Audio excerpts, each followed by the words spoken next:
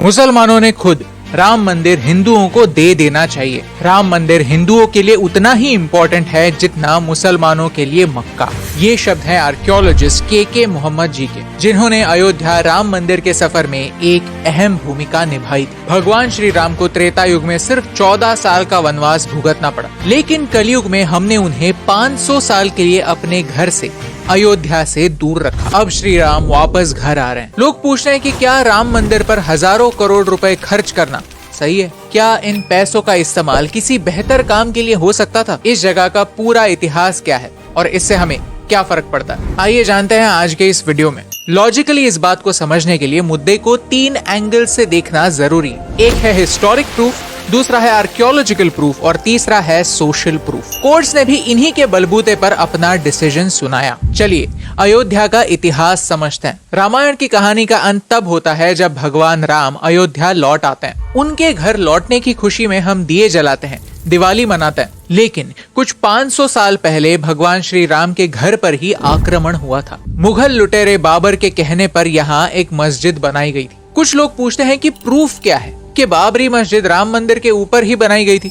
इस सवाल का जवाब ढूंढने के लिए आपको कोई एक्सपर्ट होने की जरूरत नहीं है दोस्तों। जवाब मस्जिद के ओरिजिनल नाम में ही है।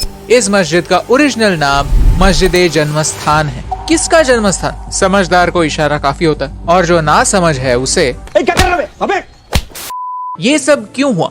मजे के लिए नहीं, प्रूफ मिटाने के लिए। इसे आइकोनोक्लाज्म कहते हैं। इस शब्द का मतलब है एक बिलीफ पर अटैक करना, नेटिव लोगों के नेटिव प्रैक्टिसेस को तोड़ देना ताकि उन्हें डिवाइड करना आसान हो जाए, उन्हें कन्विंस करना आसान हो जाए कि आप बिखरे हुए हैं, आप में कुछ कॉमन है ही नहीं। और इस टेक्निक को सिर्फ भारत में ही नहीं, इजिप्ट, ग्रीस, फ्रांस में भी पुराने कल्चर को मिटाने के लिए यूज किया गया। जब हम इजिप्ट गए थे तो हमने देखा था कि फेरोज के चेहरों को मिटाया गया था। कुछ एक्सट्रीम लोगों का मानना था कि किसी और की पूजा करना सही नहीं है। हर इंसान के विचार समान होने चाहिए और अगर आप उस ढांचे में बैठते नहीं तो आपको इंसान कहलवाने का कोई हक नहीं। आप गलत राह पर चल पड़े हैं और आपको सही राह पर लाना हमारा मकसद है। लेकिन ये कोशिश भारत में कामयाब नहीं हुई दोस्तों। बाबर ने वहाँ पर मस्जिद बनाई जरूर, लेकिन वो उस मंदिर को पूरी तरह से मिटा नहीं पाए। क्योंकि मंदिर क्या होता है? मंदिर सिर्फ एक बिल्डिंग नहीं होती, मंदिर लोगों की श्रद्धा होती। तो इस जगह पर फिर से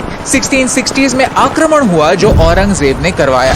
बदले की भावना से राम मंदिर बार बार डिस्ट्रॉय हो रहा था। ये एक वेल डॉक्यूमेंटेड फैक्ट है। हिस्टोरिकल एविडेंस मुगलों के साथ साथ फॉरेन ट्रैवलर्स ने भी लिखा हुआ है। जब कोर्ट ने पूछा कि मस्जिद 1528 से लेकर 1858 तक एक्टिव थी, इसका कोई प्रूफ दिखाओ, तो कोई प्रूफ सामने नहीं आया। वेराज ये जगह हिंदुओं के लिए कितनी इंपॉर्टेंट है, इसका सैकड़ों सालों का इतिहास है। रामायण की बात छोड़िए, क्योंकि आप में से कई लोगों को रामायण एक मिथ लगता है। आप उसे स्पाइडरमैन से कंपेयर करते हैं। लेकिन जब British traveller William Finch Bharat आए, अयोध्या आए, तो उन्होंने देखा कि हिंदू यहाँ आते हैं, नदी में नहाते हैं और अपने साथ राख ले जाते हैं। कई मुगलों के फरमानों में अयोध्या को राम जन्मभूमि के नाम से ही संबोधा जाता है, यानी उन्हें भी इस जगह का इतिहास पता था और उन्होंने बार बार इस बात को एडमिट भी किया था कि मस्जिद राम मंदिर को तोड़कर ही बनी थी। अगर ये बात इतनी वेल डॉक्यूमेंटेड है तो कंट्रोवर्सी क्यों? कई लोग समझते हैं कि ये कंट्रोवर्सी 1990s में बाबरी मस्जिद की डिमोलिशन के बाद शुरू हुई, लेकिन इतिहास और गहरा है। 1885 में हिंदू पुजारियों ने यहाँ पर एक मंदिर की स्थापना करने की कोशिश की थी। ये रिक्वेस्ट अंग्रेजों ने रिजेक्ट कर दी थी। आजादी के बाद 1949 में जिस जगह पर मस्जिद थी वहाँ मूर्तियों के अवशेष पाए गए थे। कुछ लोग ये भी मानते हैं कि यहाँ पर इलीगली ये मूर्तियां रखी गई थी। सच कुछ भी हो, लेकिन इस वजह से 2 कम्युनिटीज में दरार बढ़ती गई। पार्टीशन के घाव अभी तक भरे नहीं थे। कोर्ट में हिंदू और मुस्लिम दोनों ग्रुप्स के साथ केस दर्ज हुए और इस जगह को ताला लग गया। लेकिन इस बात की जड़ तक पहुंचना तो जरूरी था, तो आर्कियोलॉजी का सहारा लिया गया। के मोहम्मद ASI के एक आर्कियोलॉजिस्ट हैं। वो 1970s के दौरान बाबरी मस्जिद में उत्खनन करने वाले इकलौते मुस्लिम आर्कियोलॉजिस्ट थे। उन्होंने ये ऑब्जर्व किया कि जैसे 12वीं और 13वीं सदी में मंदिरों में घड़ा हुआ करता था, पूर्ण कलश हुआ करता था, वैसे ही स्ट्रक्चर्स यहाँ पर भी थे। 1986 में पॉलिटिकल माइलेज के लिए यहाँ के ताले खोले गए, लेकिन किसी ने भी प्रेडिक्ट नहीं किया था कि आगे होगा क्या। हिंदू वोटर्स को अपनी तरफ खींचने के लिए ये डिसीजन लिया गया था। राजीव गांधी सरकार ने सुप्रीम कोर्ट के शाहबानो डिसीजन को ओवरटर्न किया था, जिससे ऑर्थोडॉक्स मुस्लिम कम्युनिटी तो खुश थी, लेकिन हिंदू नाराज हो चुके थे। तो अपीजमेंट को रोकने के बजाय हिंदुओं की अपीजमेंट स्टार्ट हुई। 1992 में बाबरी मस्जिद डिमोलिश हुई और यहाँ बड़े ही दर्दनाक रायट्स हुए। चीफ मिनिस्टर के कहने पर पुलिस ने लोगों पर गोलियां चलाई और भगदड़ में लोगों की मौत भी हुई। 2003 में वापस आर्कियोलॉजिकल सर्वे हुआ। यहाँ पहले 12 पिलर्स मिले थे, अब 50 मिले। हिस्टोरिकल और आर्कियोलॉजिकल दोनों साइड से राम मंदिर की कहानी स्ट्रॉन्ग बनती गई, लेकिन वापस मुस्लिम लोगों ने इस जगह को पीसफुली हैंड ओवर करने से इनकार कर दिया। वो अपना हक छोड़ना नहीं चाहते थे। 2010 में हाई कोर्ट ने इस पूरी जगह का बंटवारा 3 ग्रुप्स में इक्वली किया, लेकिन इस बात को वापस चैलेंज किया गया। फाइनली 2019 में सुप्रीम कोर्ट के 5 जजेस के बेंच ने कहा कि मंदिर यहीं पर बनेगा। कॉम्पेंसेशन के तौर पर इस जगह के एरिया के डबल जगह वक्फ बोर्ड को दी गई। तो ये है पूरी हिस्ट्री। वैसे बोला जाए तो इस पूरे बात को कोर्ट के बाहर सॉल्व किया जा सकता था, मसला क्रिस्टल क्लियर था, लेकिन फिर भी ये बात इतनी लंबी खिंची, लेकिन अल्टीमेटली जीत सच्चाई की ही हुई। चलिए आखिर में एक सवाल पूछते हैं कि राम मंदिर देश के लिए इम्पोर्टेंट क्यों? इस वीडियो की शुरुआत में हमने आपसे पूछा कि क्या ये पॉलिटिकल स्टंट है? तुम्हारे घर में तुम्हारे मम्मी डैडी रहते हैं, तो उनकी डेथ होने के बाद उनकी फोटो लगाते हो ना आप घर पे, उनकी इज्जत के हिसाब से। तो आपकी बीवी आएगी, बोलेगी बाप की फोटो निकालो, तो आप बुरा लगेगा आपको, तो लगी रहनी चाहिए ना एक रिस्पेक्ट। तो वो है, अच्छी बात है, राम तो जरूरी है, राम तो हिंदुस्तान, राम का देश है ना। हिंदू मुस्लिम की सहमति से हो रहा है कि हाँ सब कुछ परफेक्ट है, सब लोग इसमें सेटिस्फाई है कि चलो ठीक है मस्जिद भी बनेगी, मंदिर बनेगी। मैं खुद मुस्लिम हूँ, पर मुझे भी ये चीज़ अच्छी लगी कि चलो धर्म के नाम पे कम से कम इस बार तो लड़ाई नहीं होगी, मंदिर भी बनेगा तो मैं खुश हूँ, क्योंकि मुझे फ़र्क नहीं पड़ता अगर भगवान है या खुदा है, सब यही चाहते हैं कि इंसान अच्छे से रहे। हम वहीं से अयोध्या से ही हैं, हम लोग पगड़ी नहीं बांधते, चप्पल नहीं पहनते। अब जिस दिन ये आया उसी दिन से चालू किया हम लोग जूता पहनना। कई लोग मानते हैं कि भारत सिर्फ और सिर्फ एक यूनियन ऑफ स्टेट्स है, यानी हम अलग अलग छोटे छोटे राज्य हैं जो सिर्फ कन्वीनियंस के तौर पर एक साथ आए हैं। हमें ब्रिटिशों ने जोड़ा, उनसे पहले भारत की कोई आइडेंटिटी नहीं थी। भारत बस 75 साल पुराना है। मुझे पूछें तो इस बात को झूठ प्रूव करने के लिए इस अवसर से बेहतर अवसर नहीं, क्योंकि भाषाएं अलग हो सकती है, लेकिन भगवान राम का नाम हर भाषा में एक ही है। हमारा इतिहास एक ही है। ये कॉमन कल्चर वो धागा है जो पूरे देश को जोड़ता है, नॉर्थ से साउथ, ईस्ट से वेस्ट, डिवाइड एंड रूल।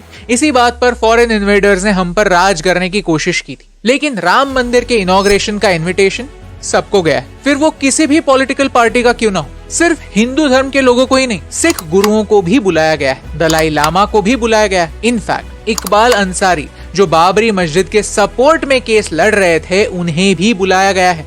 ये इस बात का रिमाइंडर है कि ये असली भारत है। अगर राम मंदिर इम्पोर्टेंट ना होता तो लोग अपनी जेब से 3,500 करोड़ रुपए डोनेट ना करते, इस क्राउड सोर्सिंग कैंपेन को दुनिया का 3rd largest crowd sourcing campaign ना बनाते। सिर्फ भारत में ही नहीं, अलग अलग देशों में राम के नारे ना लगते, हम बॉर्डर्स को भूलकर एक साथ ना आते। अगर राम मंदिर इम्पोर्टेंट ना होता तो सूर्यवंशी ठाकुर कम्युनिटी 500 साल बाद पगड़ी पहनने का डिसीजन ना लेते। ये एक ऐसी लड़ाई है जो हमारे पूर्वजों ने जिंदा रखी और हमने अल्टीमेटली कोर्ट में जाकर जीती भी। और लड़ाई किनसे थी? मुस्लिम लोगों से नहीं। इसी बात को प्रूव करने के लिए इस पूरे वीडियो की शुरुआत हमने के मोहम्मद जी के स्टेटमेंट से की, जो पिछले 50 सालों से रिक्वेस्ट कर रहे हैं, अपने भाइयों से कह रहे हैं कि जो सच है उसे सच मानने में दिक्कत क्या है, एक हिस्टोरिकल गलती सुधारने में दिक्कत क्या है। और उनका ये स्टेटमेंट हम सबको याद रखने की जरूरत है। ये याद रखने की जरूरत है कि उन्होंने अपने फेथ के लोगों के अगेंस्ट जाकर ये स्टेटमेंट किया।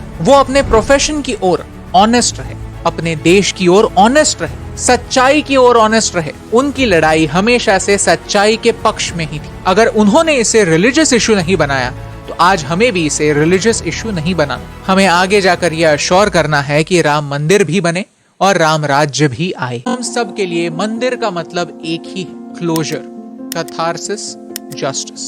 क्योंकि ये मंदिर हमेशा हमेशा के लिए हमें याद दिलाएगा कि कभी कभी सच को जीतने में वक्त जरूर लगता है, लेकिन अल्टीमेटली जीत सच्चाई की ही होती है। सत्यमेव जयते। आपको क्या लगता है कि इस मंदिर का मूल आपके लिए क्या है? आपके लिए ये मंदिर इम्पोर्टेंट क्यों?